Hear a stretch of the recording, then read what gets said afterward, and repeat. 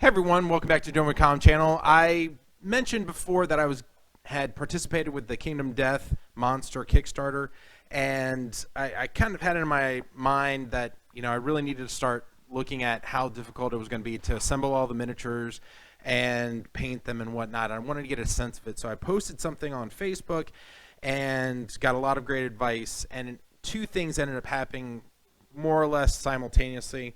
One, a really good friend of mine ended up selling me his line armor kit. He ended up having a second one so that I have a chance to kind of build and paint 4 survivors with the line armor set. I haven't played the game, so I don't know what that really means or constitutes, but I'm kind of pumped up that I'm going to have some miniatures already kind of ready to game as soon as everything comes in. The other thing I went and there was someone on Facebook that made mention that the miniature Before the Wall actually has a more or less playable character that, it's not a pinup to use with the game and some pieces to go along with it. Anyways, this ended up coming in today, and it's one of the few days in a while where it's going to be relatively nice temperature-wise, so I want to go ahead and get these assembled and primed so I can start painting them. So I figured I was going to do this as a quick little kind of see the difference between the singular model and what an armor set looks like. And again, that from a Kingdom Death perspective, an armor set kit, I guess is the way that you would phrase it, should have enough sprue stuff so that you can assemble 4 survivors with a plethora of weapon, hand, arm, leg options. And so let's get right to it and show you what comes in the box. All right, so this part up here, this front part, that is what came in Before the Wall. Again, this is the box, and they do have these still available in the US store on the kingdomdeath.com website. I have covered up the descriptive areas because that seems to be a big deal. Like, the less you know about this game, the better. The sprue is contained only within here, and it doesn't give you all the options because it's specifically designed to model this particular miniature. So everything that you need to model that will be contained on the sprue. It also has a 30 millimeter base that this ends up being the under base, and this is actually where you glue the miniature on and it slides in on top. Now, someone made mention of the fact that what they end up doing with these under bases is actually color code them, and that way they can kind of put the miniatures on. I'm thinking that might actually be kind of a cool concept, and so I might try that out. Now let's take a look at an armor set. Being so careful. I don't want to spoil the surprise of these, whatever's on here. Okay. So these are the 2 sprues specifically for the line armor set. One thing fell off. I don't have the bases for them yet, so I'm not going to be able to put them on a base, but I might still try to assemble them. I'm really amazed at the amount of customization that you can get, the different weapon choices. I'm going to guess that in order to assemble any one of these models, you have head, 2 arms, torso, potentially 2 legs, a weapon. I mean, you're looking at a good 8 or 9 glue points before, and I will say right now, this is not going to be one of those things where you kind of bend it back and forth and pop it out. Now, we'll be using X-Acto knives and clippers in order to make sure we're getting the cleanest possible pieces coming out of this sprue. I took some photos, and maybe they'll provide a little bit better detail. We're going to be showing them right now. All right, so we kind of did a quick review of the unboxing and all the pieces that came with Before the Wall. I got to dash away from here, start cutting these up and assembling them and getting them primed. If the miniatures come out exceptionally well, which that's just a guess, I don't know. I haven't painted a single miniature probably in about 2.5 years now, so definitely getting my feet wet, and I never really was a hardcore painter, but I am excited about seeing what we can do with these. I am going to be using probably for the first set using P3 paints and Master Series Reaper paint. So let's take a minute to take a look at the results of assembling the Before the Wall model. I think it came out incredibly well. We'll do a little bit of a zoom in a minute, but the last two pieces that I had to glue, I had some foster puppies with me, and at this point they've been adopted out, so great success story there. But when I was assembling this miniature, they had an issue where I had to rush them outside, and the last two pieces, which is kind of like a shirt or skirt for the model, it fell down as I was walking the puppies outside in the backyard. I don't really care. I don't care that much. I think it still came out pretty well. But when I came back, the skirt had kind of separated in the back. So there was this fairly massive gap in between the two areas.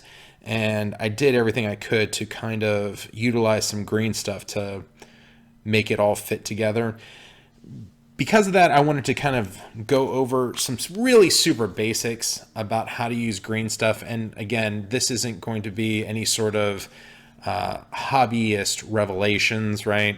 This is basic tutorial, just some basic information on how to use basic skills with green stuff. So let's go ahead and zoom in and we'll do some walkthrough over here. So like I said, this ended up being the Before the Wall model, and the big issue came in the back here, and it kind of slid off her waist just a little bit and separated. So what I ended up doing was I used some Neededite, and there's different brand names, but I like this one. I like the format that it comes in with this really large spool. It's not that expensive. And I ended up taking just a little bit. You don't need a lot for most model corrections. You'll be working with tiny little amounts. It's a very tacky substance, but it doesn't start to harden until you actually mix the yellow and the blue together, hence the name green stuff. So here's just a tiny little bit of green stuff, and you start kneading it together, and you'll notice right away that it gets really tacky to the point that it starts sticking to your fingers. And the best trick I can tell you is just make sure that when you're using green stuff, you have water and you kind of wet your fingers, and all of a sudden you'll notice that you can really work the green stuff without it constantly sticking to your fingers. If you don't use water, and you'll be effectively reactivating the green stuff by keeping it wet, you will get to a point where you won't even be able to apply, and it kind of breaks apart when you don't want it to. So let's see. I'm actually going to take one of the miniatures that I had. There's a bit of a gap right where the leg connects to the bottom part of the torso, so we're going to fill some of that in with some of this green stuff.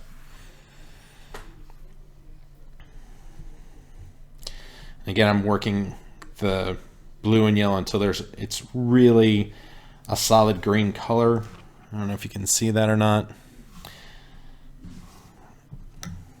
And this is the year that I finally have some tools to work the green stuff with. Usually I was just using my fingers to try to make it work, and it's not always as easy as you would like it to be. I also think it's kind of funny because these tools kind of remind me of a dentist's office.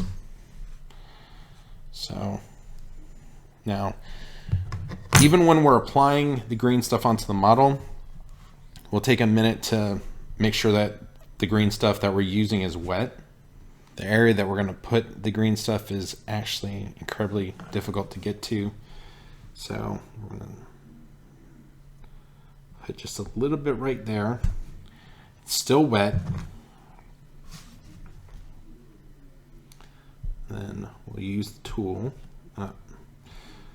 So this is the trick that you start playing when you're trying to get it to apply, because if it's too wet, it won't necessarily stick to the model, but if it's too dry, it'll stick and it'll ruin the contours of the model as you try to apply it.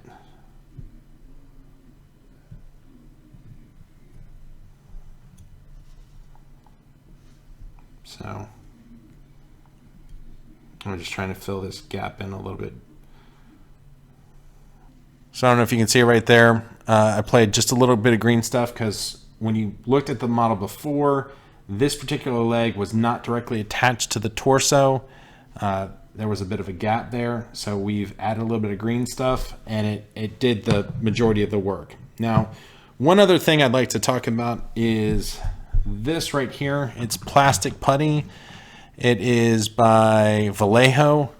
I think it's actually fairly fantastic. You just have to be really careful. It comes out as a really super thick paint. It's not paint though, it's more of a glue. And when you apply it, you can use it to kind of fill in just little gaps.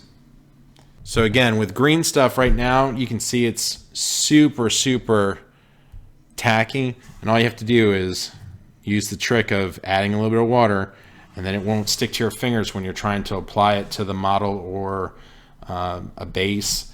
For instance, I ended up using just a little bit of green stuff, let's see if you can see it or not, onto the base here, and gave it some definition so it kind of looks like grass. When we start actually painting up this Bushido model, we'll come back to it and take a look at how using some green stuff on a base can, again, just another use. That's all I got. Like I said, it was just a super basic tutorial. I ended up using the same technique to kind of close the gap on the back of Before the Wall's pieces that didn't quite glue together correctly. Thanks, guys. Have a good one.